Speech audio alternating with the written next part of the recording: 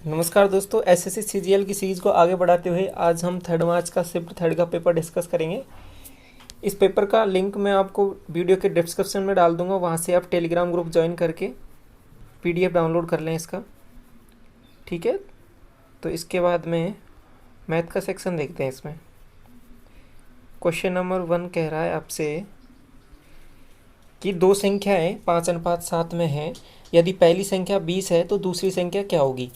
ठीक है, क्वेश्चन में गिवन है आपको पहली संख्या के बारे में। तो पहली संख्या मान लो क्वेश्चन दे रखा है 5, तो अपने अनुसार यहाँ 5:7 में हैं दोनों संख्याएं। तो पहली संख्या का अनुपात क्या है? 5। ठीक, 20 वैल्यू किसकी है? 5 यूनिट की। तो हमें किसकी वैल्यू निकालनी है? दूसरी संख्या की। तो आपको किससे मल्टीप्लाई कर देंगे? 7 से। 5 से कट जाएगा 4 बार और 7 चौके 28। ठीक, तो आपका आंसर हो जाएगा 28, ऑप्शन नंबर 4। अगला सवाल देखो, नेक्स्ट क्वेश्चन कह रहा है क्वेश्चन नंबर 2, 27a³ - 2√2b³ का मान किसके बराबर है। तो आपका यहाँ पे एक सिंपल सा फॉर्मूला होता है ट्रिग्नोमेट्री में, a³ - b³ का। इसका फॉर्मूला होता है a - b a² plus ab plus b²। यहाँ तक क्लियर है? ये फॉर्मूला होता है। अगर यहाँ पे a³ प्लस b³ का फॉर्मूला हो तो यहाँ पे a माइनस बी की जगह आ जाएगा आपका a प्लस बी, और a² माइनस ए बी यहाँ पे आ जाएगा माइनस, प्लस की जगह माइनस आ जाएगा। क्लियर? तो ये फॉर्मूला होता है आपका। तो अभी यहाँ पे माइनस के लिए वैल्यू पूछ रहा है, तो इसके लिए देखते हैं। अब क्वेश्चन में दे रखा है 27a³ - 2√2b³। तो 27a³ किसका क्यूब होगा? 3a का। ठीक है, यहाँ तक 3a का क्यूब होगा ये 3a। अब एक वैल्यू तो हो गई आपकी 3a, और 2√2 इसकी जगह क्या आ जाएगा आपका? √2b। यहाँ तक क्लियर? तो ऐसा ऑप्शन आपका कौन सा है? ऑप्शन नंबर देखो, और यहाँ पे क्या आना चाहिए? ये वाला साइन पॉजिटिव आना चाहिए। ठीक है, तो ऑप्शन नंबर 2 हट गया यहाँ से, ऑप्शन नंबर 4 भी हट गया। यहाँ तक क्लियर है आपको? अब एक चीज़ देखो यहाँ पे कि हमें क्या करना है? ए और बी को मल्टीप्लाई करना है। ए और बी को मल्टीप्लाई करना है। ए और बी को मल्टीप्लाई किया, इसको और इसको, तो क्या बन रहा है आपके पास? 3√2ab। तो एक ही ऑप्शन मिल रहा है आपको यहाँ पे, ऑप्शन नंबर 3, 3√2ab की वैल्यू। क्लियर? ये ऑप्शन होगा नहीं क्योंकि यहाँ पे 6√2 दे रखा है। क्लियर? तो ये वाला सिंपल फॉर्मूला यूज़ करना है और आपको आंसर आ जाएगा इससे। अब आपके पास बचा आर्ट्स और कॉमर्स। अगर इन दोनों को भी ऐड करें तो दोनों के टोटल मिला के स्टूडेंट कितने बन जाएंगे? तो यहाँ से बन जाएंगे आपके पास 85। अब आर्ट्स में और देख लेते हैं, आर्ट्स में कितने बन रहे हैं? 7 5 12 और 4 2 6 और 1 7। क्लियर? यहाँ से बना आपके पास 7 और ये 157। 157 यहाँ से हैं और 93 पहले थे, तो टोटल मिला के नंबर स्टूडेंट हो जाएंगे आपके पास स्कूल में 10, और ये 15 और 9 24 50। ठीक, तो 25 हो गया आपके पास, 250 स्टूडेंट हो गए आपके पास टोटल स्कूल में। तो आपके पास जो क्वेश्चन पूछ रहा है 93 का पूछ रहा है, 250 से कितनी परसेंटेज वैल्यू बनेगी। क्लियर? तो 93 की 250 से अगर परसेंटेज वैल्यू निकालेंगे मल्टीप्लाई बाई 100, तो इसको सॉल्व किया तो आपके पास मिल रहा है 930। 930 को डिवाइड करेंगे 25 से। इसको डिवाइड करने का मैंने आपको सिंपल सा एक तरीका ऑलरेडी पहले बता चुका हूँ कि जब 25 से डिवाइड करना हो तो आप 4 से ऊपर नीचे मल्टीप्लाई कर दो, बहुत आसान है। अगर मैंने ऊपर नीचे 4 से मल्टीप्लाई किया तो ऊपर क्या बनेगा आपके पास? 4 तिया 12, 1 4 9 36 और 1 37। अब पॉइंट लगा दो आप, 2 छोड़कर 37.2। आप वैसे भी कैलकुलेट करके देख सकते हैं, आपके पास ये वैल्यू बनेगी। ऑप्शन नंबर फर्स्ट हो जाएगा आपके पास आंसर। क्लियर? अगला क्वेश्चन है क्वेश्चन नंबर 5। क्वेश्चन नंबर 5 क्या कह रहा है कि tan 30 + tan 60 अपॉन cos 30 का मान ज्ञात कीजिए। तो आपके पास ये जो एंगल दे रखे हैं 30 60, इनकी वैल्यूज आपको पता होती है ट्रिग्नोमेट्रिक फंक्शंस के लिए, tan थीटा cos थीटा के लिए। तो tan 30 की वैल्यू आपके पास हो जाएगी 1/√3, tan 60 की वैल्यू हो जाएगी आपके पास √3, cos 30 की वैल्यू होती है आपके पास √3/2। ऊपर सॉल्व किया, इसको √3 एलसीएम लिया तो नीचे आ जाएगा आपके पास √3 से √3 मल्टीप्लाई हो जाएगा तो 3 बन जाएगा। ऊपर क्या बनेगा आपके पास? 1 + 3 4 हो जाएगा। 2 ऊपर जाके मल्टीप्लाई हो जाएगा इससे, तो आपके पास वैल्यू बन जाएगी 8/3। क्लियर? सिंपल सॉल्व किया है, इसमें तो कुछ ज़्यादा कुछ है ही नहीं। अगला सवाल देखो क्वेश्चन नंबर 6। क्वेश्चन नंबर 6 कह रहा है आपके पास क्या है कि ए किसी कार्य को 20 दिन में पूरा कर सकता है, बी उसी कार्य को 25 दिन में पूरा कर सकता है। तो ए के बारे में कुछ गिवन है और बी के बारे में। ए के बारे में कह रहा है कि ये 20 दिन में कर सकता है, ये 25 दिन में कर सकता है। टोटल मैंने वर्क मान लिया 100। इसकी एफिशिएंसी आ गई मेरे पास 5, इसकी एफिशिएंसी आ गई मेरे पास 4। यहाँ तक क्लियर है। अब आगे पढ़ो, क्वेश्चन भी आ गया है। उन्होंने एक साथ कार्य प्रारंभ किया, लेकिन बी ने 5 दिन के बाद काम छोड़ दिया। शेष कार्य को पूरा करने में ए को कितने दिन और लगेंगे। ठीक है, अब देखो दोनों ने 5 दिन तक कार्य किया है। क्लियर। तो अब एक इसको करने के कई तरीके हो सकते हैं। ठीक है, आप या तो क्या करो कि दोनों का वर्क पहले कैलकुलेट करो, उसको तो टोटल वर्क में से माइनस कर दो। एक तरीका ये हो सकता है। एक तरीका और बताता हूँ मैं आपको, उस तरीके से भी आप अप्रोच लगा सकते हैं। इसमें क्या कह रहा है कि अगर बी ने 5 दिन तक काम किया है तो बी के 5 दिन के काम को हटा दो। क्लियर है यहाँ तक। बी ने 5 दिन तक काम किया तो बी के 5 दिन के कार्य को हटा दो, तो आपके पास वैल्यू कितनी बन जाएगी। बी ने अगर 5 दिन तक तो कितना काम कर लिया होगा, बी ने 5 दिन तक 20 काम कर लिया होगा 4 की स्पीड से 5 दिन तक उसने बी ने 20 काम कर लिया होगा। तो 100 में से 20 माइनस कर देंगे, आपके पास वैल्यू कितनी बन जाएगी 80। 80 को अगर मैं 5 से डिवाइड करूँगा तो मेरे पास क्या आ जाएगा वैल्यू 16। अब 16 क्या आया है, 16 क्या आंसर आया है क्या आपका? नहीं, 16 आंसर नहीं आया है। 16 आया है आपने कि ए ने टोटल काम कितना किया, कितने दिन तक। अब इसमें वो काम भी है जो ए ने बी के साथ किया था। कितने दिन काम किया था बी के साथ? 5 दिन। तो 5 दिन को माइनस कर देंगे तो ए ने अकेले कितने दिन काम किया? 11 दिन। ठीक है, यही क्वेश्चन ने पूछा है कि शेष कार्य को पूरा करने में ए को कितने दिन और लगेंगे। अगर कहता कि ए को कितने दिन लगेंगे तो आपके पास आंसर होता 16। कितने दिन और लगेंगे ये पूछा है तो 11 दिन और लगेंगे। ठीक है, क्योंकि 5 दिन तो उसने उसके साथ मिलके कार्य किया था। क्लियर है यहाँ तक? सिंपल सा कंसेप्ट था इसमें। अगला सवाल देखो, क्वेश्चन नंबर 7 कह रहा है कि त्रिभुज ABC में यदि AB बराबर AC है तो त्रिभुज BAC का मान 40 डिग्री है, तो B का माप ज्ञात कीजिए। ठीक है, ये पेपर कुछ ज़्यादा ही आसान सा है। ठीक है, और शिफ्ट की अपेक्षा इसमें सिंपल बेसिक से क्वेश्चन पूछे गए हैं। आपको ज़्यादा कुछ दिमाग लगाना नहीं था, जबकि कई शिफ्टों में अच्छे क्वेश्चन भी पूछे गए हैं, वो भी डिस्कस करेंगे हम। तो क्या कह रहा है कि ये भुजा इसके बराबर है। अब एक चीज़ जानते हैं हम, जब तो भुजाएं बराबर होती हैं उनके सम्मुख, उनके सामने के कोण भी बराबर होते हैं। तो ये कोण इसके बराबर हो गया। अब क्वेश्चन में कहा है कि ये 40 डिग्री दे रखा है आपको, ये 40 डिग्री दे रखा है, तो टोटल हो गया आपके पास 180।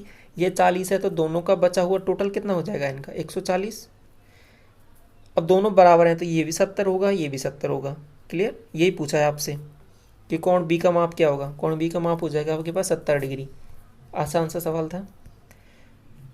क्वेश्चन नंबर 8 कह रहा है कि सिंपल सा कुछ वैल्यूज़ दे रखी हैं, इनको कैलकुलेट करना है। सिंपल बोर्ड मास का रूल लगाना है। इससे आसान सवाल और क्या होगा बताओ। ठीक है, तो पहले इस वाले को सॉल्व कर लेते हैं, मिड वाले को। पहले डिवाइड को सॉल्व कर लेते हैं। डिवाइड में क्या कह रहा है कि 3/2 को 6 से डिवाइड करना है, तो आपके पास वैल्यू बन जाएगी 3/12। 3/12 का मतलब क्या हो गया, ये तो -5/2 ऐसे के एज इट इज आएगा। 3/12 का मतलब हो गया आपके पास 1/4। 1/4 को मल्टीप्लाई करना है 1/2 से, तो आपके पास बन गया ये 1/8। क्लियर, दोनों से मिला के हमने लिख दिया यहाँ पे 1/8। 8 मैंने एलसीएम ले लिया, 2 से 4 को डिवाइड किया 5 20 -20 बन गया और ये +1 बन गया था। आपके पास वैल्यू बन गई -19/8। ये आपका आंसर हो जाएगा, ऑप्शन नंबर फर्स्ट। अगला सवाल देखो, क्वेश्चन नंबर 9 कह रहा है आपके से अच्छा, इसका भी हिंदी ट्रांसलेशन नहीं है। ठीक है, देख लीजिए क्या कह रहा है कि टेबल गिवन है आपके पास कुछ नंबर ऑफ पेशेंट की, इसमें से कितने पेशेंट ऐसे हैं जो एज ग्रुप 40 से 60 के बीच के हैं। ठीक है, तो 40 से 60 के बीच के एज ग्रुप के जो पेशेंट है उनको कैलकुलेट करना है। अब एक चीज़ यहाँ पे ध्यान दो आप, जो नंबर ऑफ पेशेंट है वो बढ़ते जा रहे हैं, जैसे 11 15 22। ये क्या चक्कर है, इसको थोड़ा ध्यान से समझना। क्या कह रहा है कि लेस देन 10 है 11, लेस देन 20 है आपके पास 15, लेस देन 30 है 22। अब जो 30 से जब छोटे हैं तो 20 से तो छोटे होने ही होने, ऑब्वियस है। तो अब आगे जैसे जैसे बढ़ते जाएंगे हम, ठीक है, जैसे 40 50 60, तो उनमें सभी वैल्यूज़ भी पिछली वाली भी ऐड होती जाएंगी, तो बढ़ती जाएंगी। क्लियर है यहाँ तक? तो हमें किसी पर्टिकुलर एज ग्रुप को निकालना है तो उससे जो नीचे वाला एज ग्रुप है उसको माइनस कर देना है, तो आपके पास वैल्यू आ जाएंगी। जैसे कि यहाँ से हमें 40 से 60 का एज ग्रुप का निकालना है, तो 60 तक के एज ग्रुप में से 40 तक के एज ग्रुप को आप माइनस कर देंगे तो आपके पास वैल्यू आ जाएगी। जैसे कि आपके पास 45 है, उसमें से आप 29 को माइनस कर देंगे, आपके पास वैल्यू बन जाएगी 16। ठीक है, तो ये कौन सा एज ग्रुप आ गया आपके पास, 40 से 60 के बीच का। क्लियर, ये थोड़ा सा नया कंसेप्ट था, ये आपको थोड़ा ध्यान रखना है। यही पूछा है इसमें, आपका 16 आंसर हो जाएगा। अगला है क्वेश्चन नंबर 10।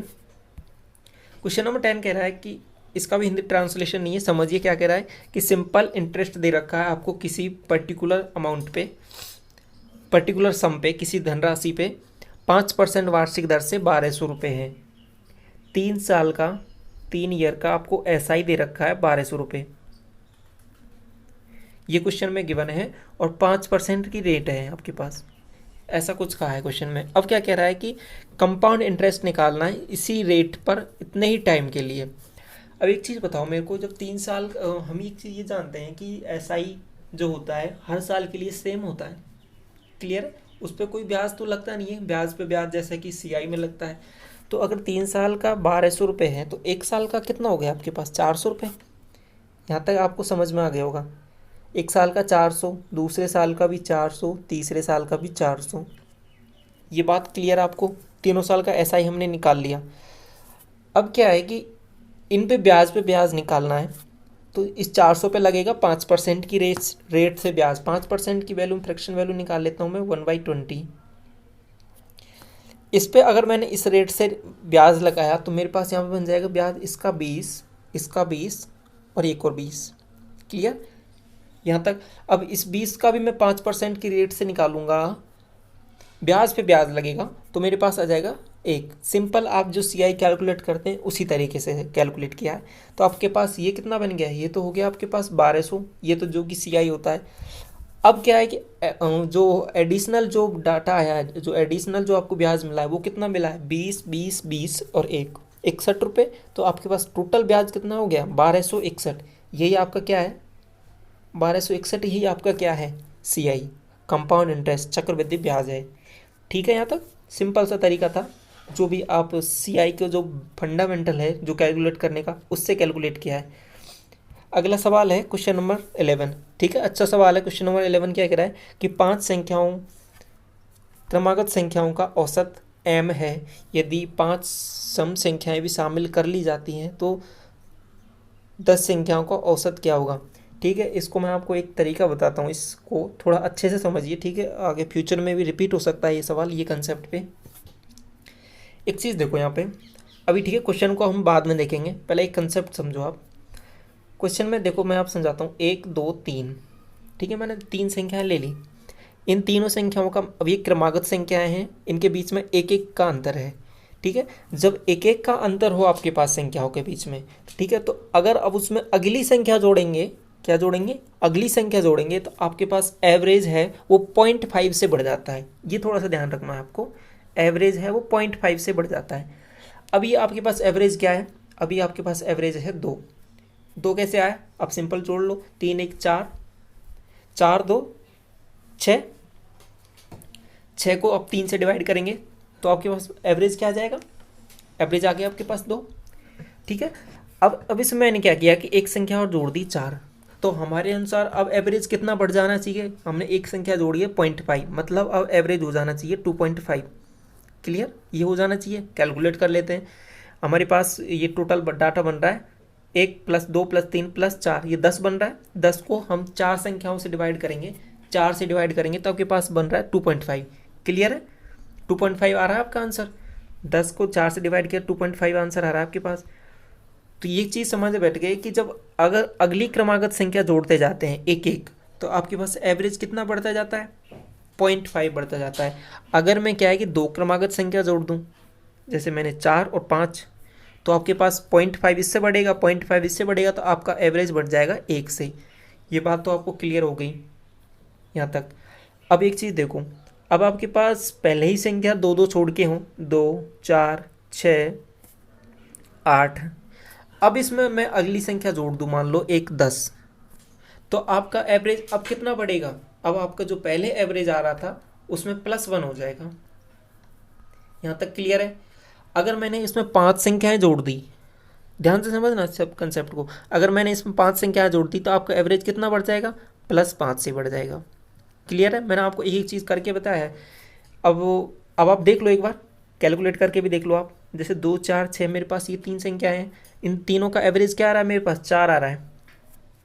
आ रहा है कि नहीं आ रहा, 6 4 10 और 2 12/3, 4 आ रहा है। अब मैंने इसमें क्या जोड़ दी, अगली संख्या जोड़ दी एक, अगली क्रमागत संख्या 8। अब वैसे जोड़ा मैंने है +2, ठीक है, लेकिन अगली क्रमागत संख्या ही तो जोड़ी है, सम क्रमागत संख्या, तो मेरे पास एवरेज कितने से बढ़ जाएगा, अब +1 से बढ़ जाएगा मेरे पास एवरेज, +1 से बढ़ेगा। अब देखो कैलकुलेट करके देख लो, +1 से बढ़ा है नहीं बढ़ा, तो मेरे हिसाब से एवरेज क्या आना चाहिए, 5 आना चाहिए। देखो आ रहा है कि नहीं आ रहा, चारों का एडिशन किया मैंने, 8 6 14, 14 और 6 20, 20 को अगर मैंने 4 से डिवाइड किया मेरे पास एवरेज आ रहा है 5, ठीक है, और 5 ही मैंने आपको कहा था। तो ये कंसेप्ट आपको दिमाग में रखना है कि जब भी क्रमागत सम संख्याओं में जितनी क्रमागत सम संख्याएं जोड़ी जाएंगी उतना ही एवरेज आपका बढ़ जाएगा। जैसे कि यहाँ पे 5 क्रमागत सम संख्याएं और शामिल कर ली जाती हैं तो आपका एवरेज कितना बढ़ जाएगा, 5। अब आप कहोगे कि अगर मैं यहाँ पे विषम क्रमागत संख्या बोलूँ तो, हाँ बिल्कुल विषम क्रमागत संख्या भी बोल सकते हैं आप। अगर मैंने 5 जैसे 3 क्रमागत विषम क्रमागत संख्या हैं, अगर इसमें मैं 3 क्रमागत विषम संख्या और जोड़ दूँ तो मेरे पास एवरेज भी +3 से बढ़ जाएगा, ठीक है। अगर मैं 2 2 के अंतर में संख्याएं जोड़ रहा हूँ तो मेरा एवरेज बढ़ जाएगा उसी रेशो में, लेकिन अगर मैं 1 1 के अंतर में संख्याएं जोड़ रहा हूँ तो मेरा 0.5 से बढ़ता है। क्लियर है, आपको सब कुछ समझ में आ गया होगा, ठीक है। तो यही क्वेश्चन है पूछा था कि 5 से समक्रमागत संख्याओं में 5 संख्याएं और जोड़ते हैं तो आपका पहले m था तो अब 5 और बढ़ जाएगा तो आपके पास m+5 हो जाएगा, ठीक है। मैंने आपको प्रूव करके बता दिया ऑलरेडी। अगला क्वेश्चन देखो, क्वेश्चन नंबर 12। क्वेश्चन नंबर 12 कह रहा है कि संख्या 94*2357 में स्टार को किस अंक से प्रतिस्थापित करना चाहिए कि संख्या 11 से विभाज्य हो। तो 11 से विभाज्य होने का हम रूल जानते हैं कि संख्याएं एक एक छोड़कर, जैसे कि 5 + 3, इनका जो एवरेज है, जैसे कि जो सम स्थान पे संख्याएं आ रही हैं उनका विषम स्थान पे जो संख्या आ रही हैं उनका एडिशन करने पर, या तो दोनों का एडिशन सम स्थान पे आने वाली संख्याओं का और विषम स्थान पे आने वाली संख्याओं का एडिशन बराबर आना चाहिए, या फिर उनका जो अंतर है वो 11 से डिवाइड होना चाहिए, तो आपकी संख्याएं 11 से विभाज्य होंगी। ये आपको 11 के डिविजिबिलिटी रूल को आपको पता होगा, ठीक है। तो यहाँ पे कैलकुलेट कर लेते हैं स्टार की वैल्यू। तो मैं कैलकुलेट करने के लिए क्या करता हूँ, 7 + 3 10, 10 प्लस स्टार + 9 19, 19 प्लस स्टार हो गया, स्टार को मैं थोड़ी देर के लिए x मान लेता हूँ। और उसके बाद अगली मैंने जोड़ी 5 और 2 7 और 4 11, ठीक है। तो अब इधर देखो मेरे पास ये बन रहा है 19 + x, इधर बन रहा है 11। अब इसमें मैं क्या ऐसी क्या वैल्यू जोड़ूं कि इन दोनों का, अब यहाँ पे देखो दोनों बराबर तो आ नहीं रहे तो इनका अंतर आना चाहिए। अब इसमें मैं 1 जोड़ूंगा तो ये 20 बन जाएगा कि नहीं बन जाएगा, 20 को मैं 11 से माइनस करूंगा, मेरे पास डिवाइड हो रहा है कि नहीं हो रहा, नहीं हो रहा। 2 जोड़ा 21 बन रहा है तो भी नहीं हो रहा, 3 जोड़ा तो इधर क्या बन रहा है 22, इधर बन रहा है 11, ठीक है। तो अब इन दोनों का अंतर क्या आ रहा है, इधर अंतर आ रहा है 11। अब 11 11 से डिवाइड होता है, कंप्लीटली डिवाइड होता है, तो आपके पास x की वैल्यू क्या आ जाएगी, हमने क्या रखा था x की जगह 3 रखा था, जब तो जोड़ने पर ये 22 बना था, ठीक है। तो यही आ जाएगा x की value 3rd, option number first हो जाएगा, 3 आंसर आ जाएगा आपका इसका। क्लियर।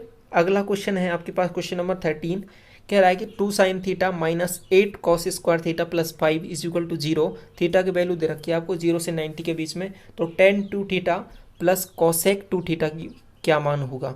एक तरीका है आप cos² θ की वैल्यू रखो 1 - sin² θ, उसको फिर x से पुट करो, आपको क्वाड्रेटिक इक्वेशन बनेगी, वहाँ से 2 रूट आएंगे, जो थीटा की वैल्यू 0 से 90 के बीच में सेटिस्फाई करती है उसको आप कैलकुलेट करो, वहाँ से एक तरीका है, वहाँ से निकाल लो आप कैलकुलेट करके थीटा की वैल्यू, और फिर उसको जो क्वेश्चन में पूछा है उसमें वैल्यू पुट करके आप निकाल सकते हो, आसानी से निकल जाएगा आपके पास।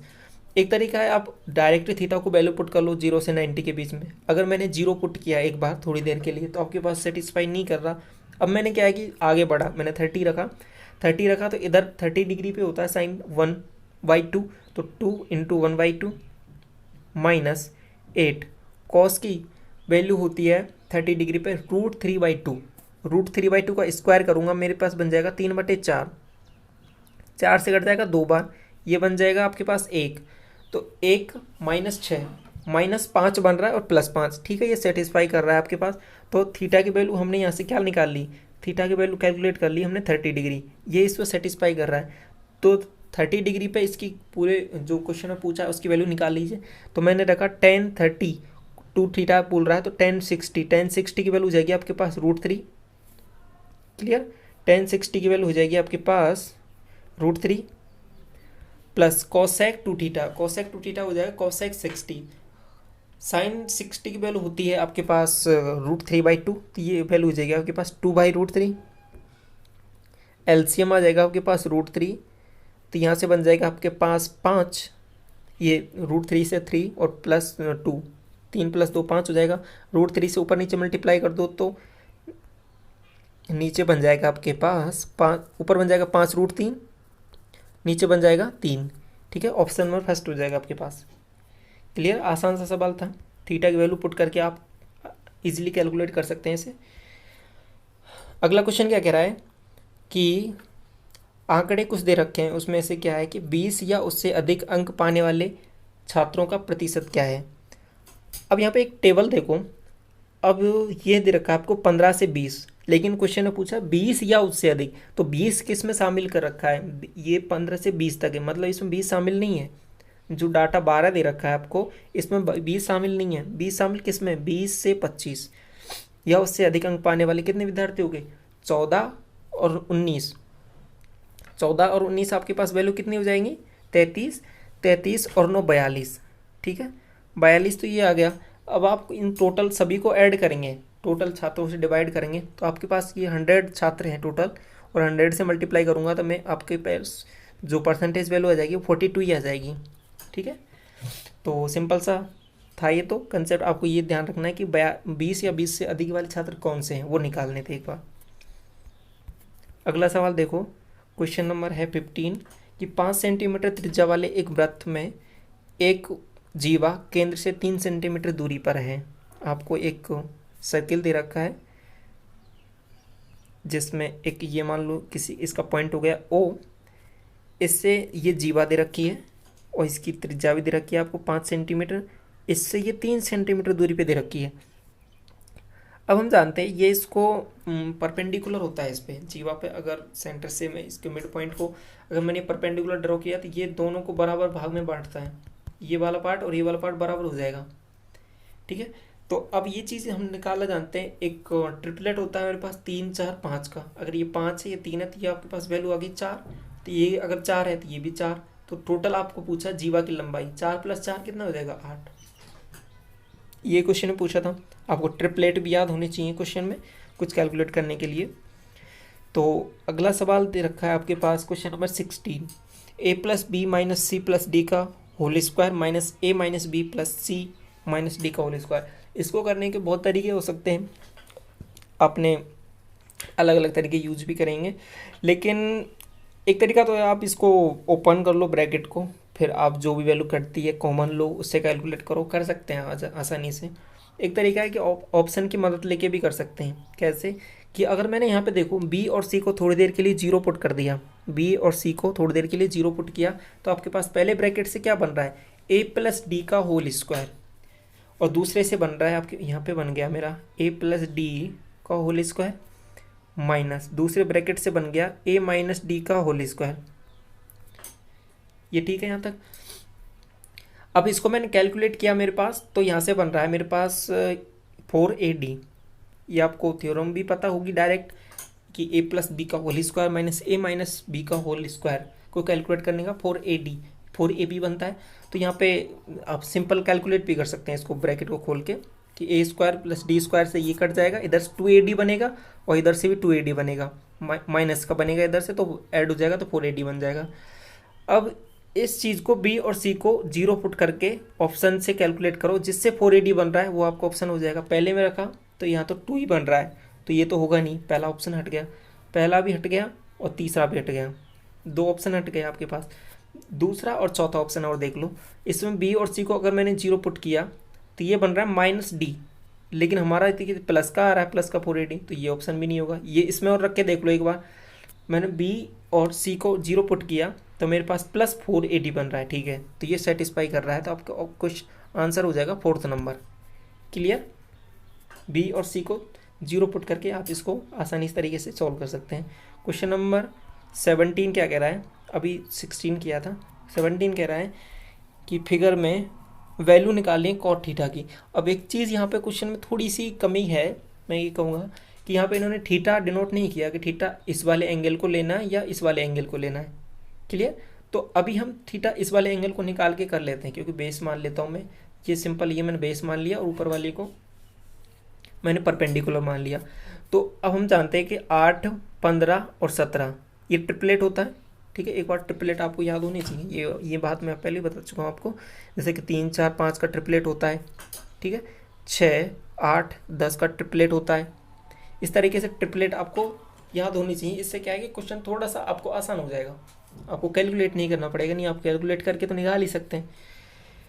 तो अब यहाँ पे क्या हो गया,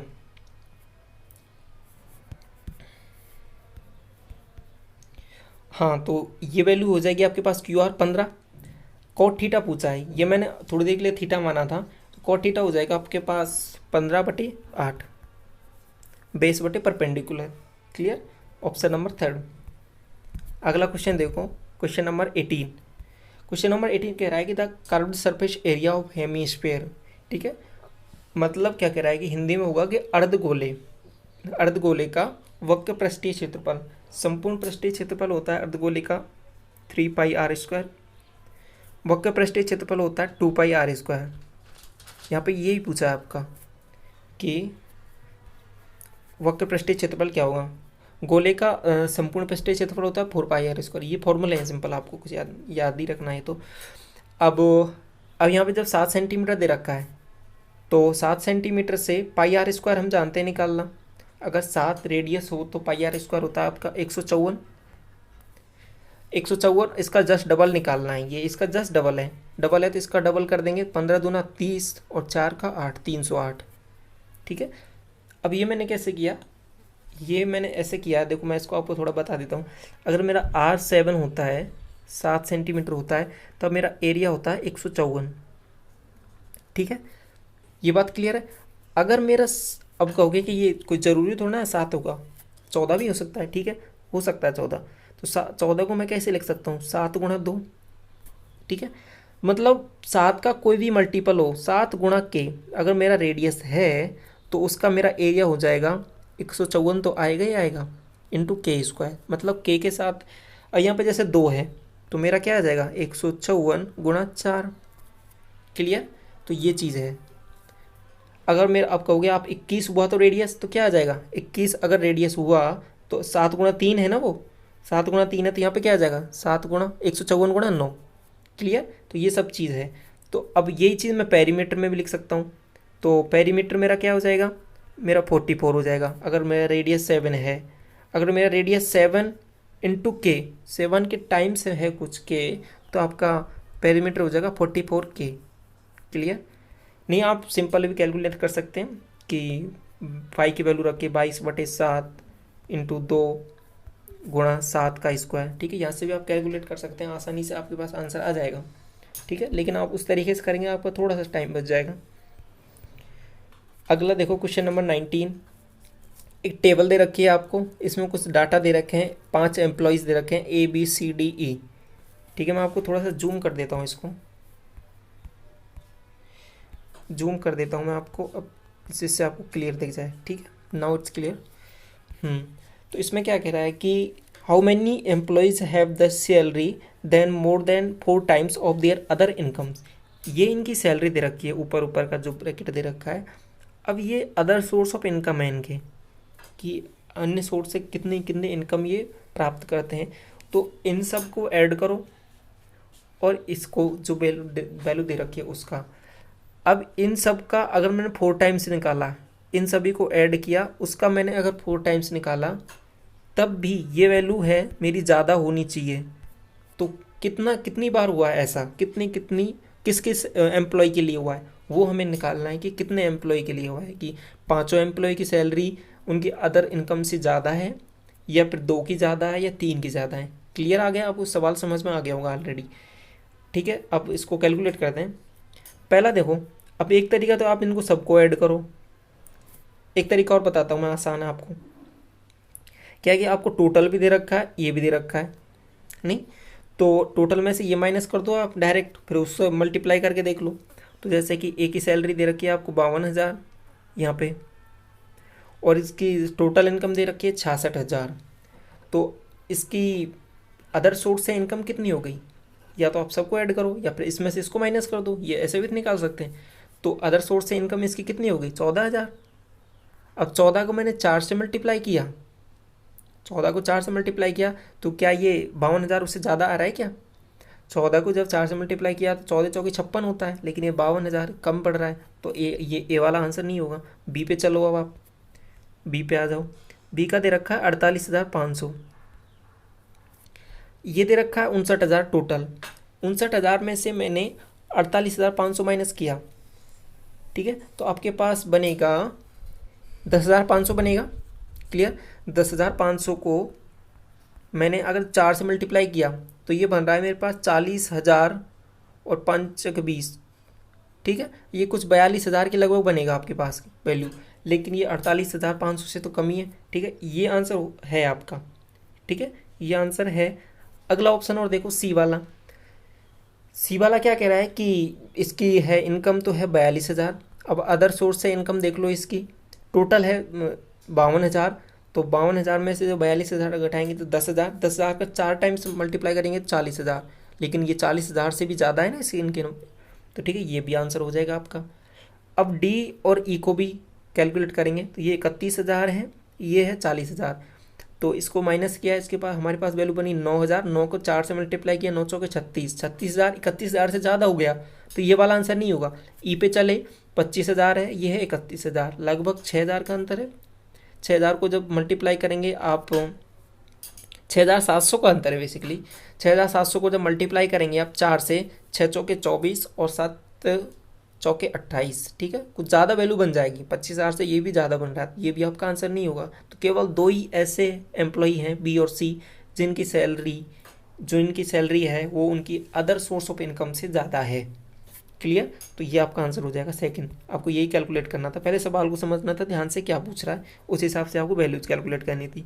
अगला है क्वेश्चन नंबर 20, कह रहा है कि यदि किसी संख्या के 62% और 80% के बीच अंतर 198 है, तो उस संख्या के 92% और 56% के बीच का अंतर ज्ञात कीजिए। अब ये देखो, अलग टाइप का सवाल पूछा गया है, तो 80% और 62%। अब एक तरीके से ये मैंने एक लाइन बनाता हूँ, जैसे ये मेरा 80% रहा, ये मेरा 62% रहा, इसके बीच का अंतर इसने 198 दे रखा है, लेकिन एक मेरा परसेंटेज के अनुसार अंतर कितना है, ये भी तो मेरे को कैलकुलेट करना पड़ेगा। परसेंटेज के अनुसार मेरा अंतर कितना है, 80 में से अगर मैंने 62 माइनस किया तो यहाँ से बना मेरा 8 और 1 बना 18, तो 18% की वैल्यू मुझे दे रखी है इन्होंने 198, तो 1% की वैल्यू मैं निकाल लेता हूँ। 1% की वैल्यू हो जाएगी मेरे पास 18 कम 18 और 18 कम 18 11% नहीं होगी, 11, ठीक है, केवल 11 होगी। अब आगे देखो क्वेश्चन में, 92% और 56% के बीच में अंतर कितना होगा, ये मैं कैलकुलेट कर लेता हूँ। 92 में से 56 को माइनस किया मेरे पास, तो 6 बना, इधर हो गया 6, तो 3 बना, 36% की वैल्यू निकालनी है। 1% की वैल्यू मेरे पास 11 है, तो 36% की वैल्यू कितनी हो जाएगी, 36 को 11 से मल्टीप्लाई कर देंगे, ठीक है, इसको 11 से मल्टीप्लाई करने का सिंपल रूल होता है, ये 6 दोनों को जोड़ा 9 3 396। क्लियर? सिंपल सा, 1% की वैल्यू निकालो, फिर दोनों का डिफरेंस निकालो, इधर 36% आ रहा है, उस परसेंटेज की वैल्यू निकाल लो, आपके पास सीधा आंसर आ जाएगा क्वेश्चन में।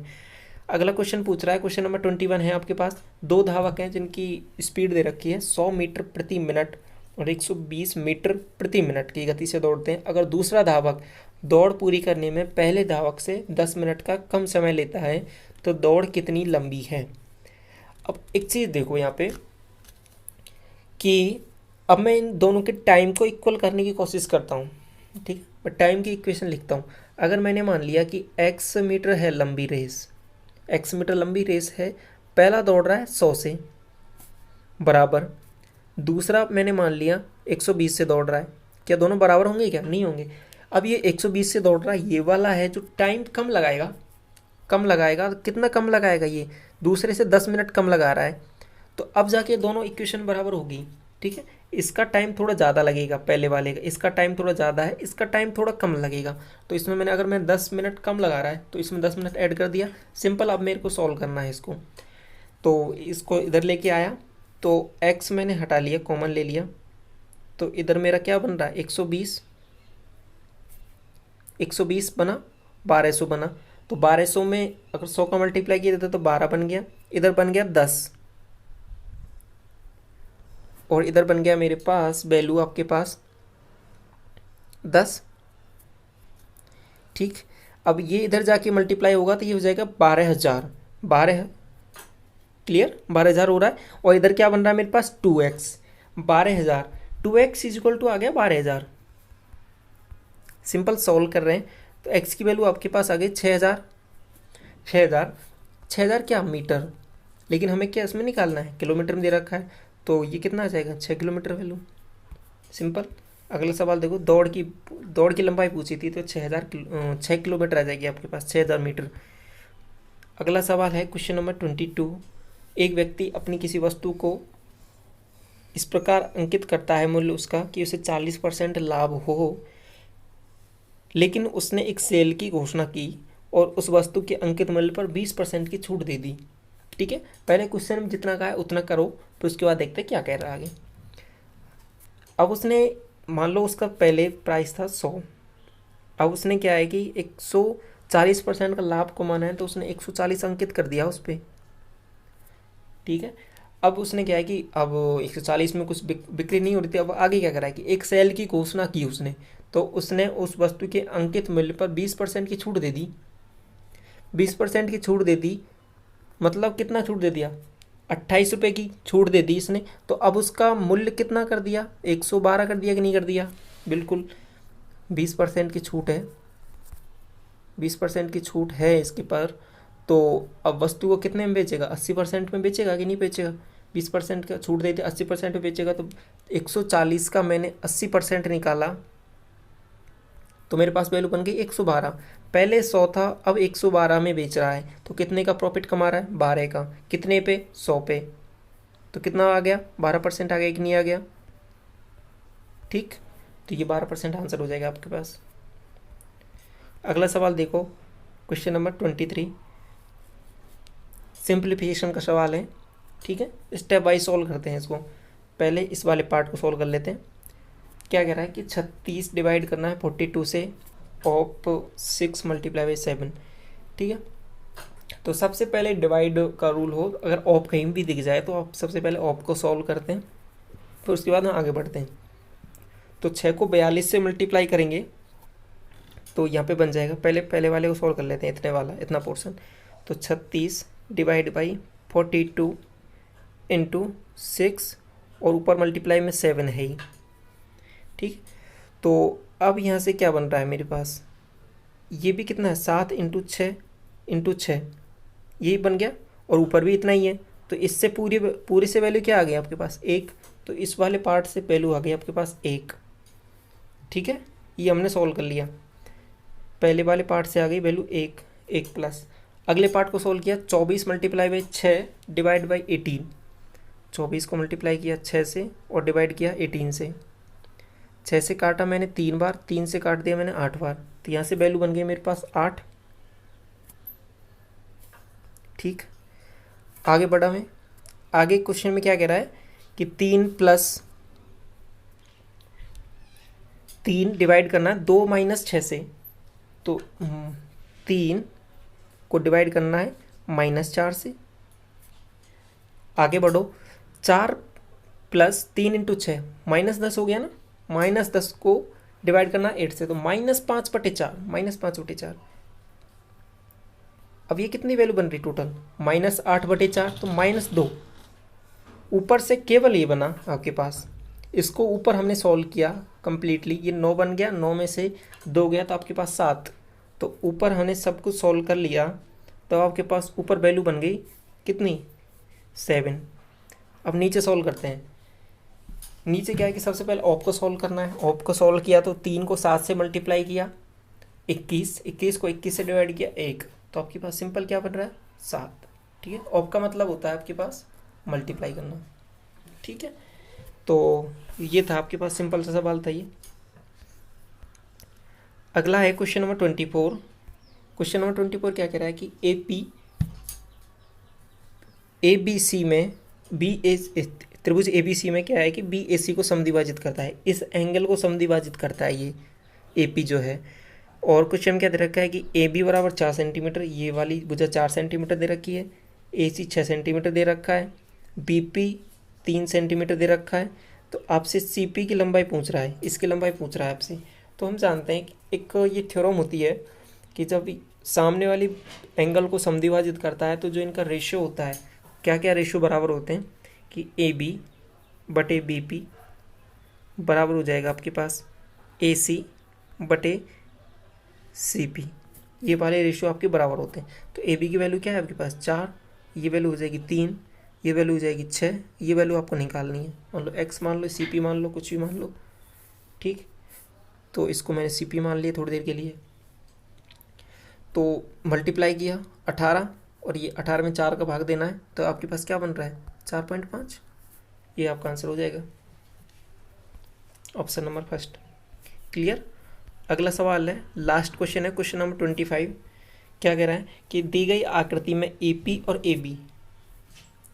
BP क्या है कि हम बाहर वाले P बिंदु से दो पर स्पर्श रेखाएं खींची गई हैं, ये वाली और ये वाली स्पर्श रेखाएं हैं, और APB बराबर 62 डिग्री, ये वाला एंगल है वो 62 डिग्री दे रखा है। तो AQB ये वाला एंगल आपको निकालना है। अब इसको निकालने का एक तरीका मैं बता देता हूँ आपको। ठीक है, मैं इसको जूम करता हूँ थोड़ा, फिर आपको अच्छे से समझ में आएगा क्वेश्चन में क्या करूँ। हाँ, अब देखो ये वाला एंगल आपको 62 दे रखा है, तो ये वाला आपको पता है ये 90 होता है, ये भी 90 होता है। तो अगर ये 90 है, ये 90 है, तो ये वाला एंगल कितना हो जाएगा आपके पास 180 माइनस 62। ऊपर बनने वाला एंगल कितना हो जाएगा 180 माइनस 62 हो जाएगा, ये 8 बना, ये 7, 1, 118 बन गया। ये वाला एंगल 118 बन गया आपके पास। अब हम जानते हैं जब अगर AB जीवा द्वारा सेंटर पे बनने वाला कोण और AB जीवा द्वारा परिधि पर बनने वाला कोण के बीच में एक रिलेशन होता है कि जो परिधि पर बनने वाला कोण होता है वो आधा होता है सेंटर पे बनने वाले कोण का। अगर ये वाला मेरा 118 है तो ये वाला एंगल 118 का जस्ट हाफ हो जाएगा, 118 का आधा, 118 का आधा कितना होता है 59 डिग्री। तो यही हो जाएगा, यही पूछा है आपसे। क्लियर। तो यही पूछा था आपसे कि ये वाला एंगल कितना हो जाएगा, तो 59 डिग्री आंसर हो जाएगा आपका। ठीक है, तो इस तरीके से ये टोटल आपके 25 क्वेश्चंस हो गए कंप्लीट। तो अब हमने देखे इसमें ये पेपर वाकई थोड़ा आसान था और शिफ्टों के कंपैरिजन में। ठीक है, तो ऐसा कुछ नहीं कह सकते कि कौन सा शिफ्ट हार्ड है। ठीक है, जिनका आसान है और जिनका टफ है उनको वैसे भी नॉर्मलाइजेशन से थोड़ा फ़ायदा होता ही है। तो आप तो अपनी प्रिपरेशन थोड़ा ठीक रखिए, पेपर तो जैसा भी है। तो ठीक है, तो आपको आई होप ये समझ में आ गया होगा। और इसका जो पेपर का जो PDF का लिंक है वो मैं आपको डिस्क्रिप्शन में डाल दूंगा, वहाँ से आप टेलीग्राम ग्रुप ज्वाइन करके वो PDF वहाँ से डाउनलोड कर लें। ठीक है, तो यदि आपको ये वीडियो पसंद आया, ठीक है, तो चैनल को लाइक कीजिए, सब्सक्राइब कीजिए चैनल को। ठीक है, ऐसी वीडियो देखने के लिए। Thank you.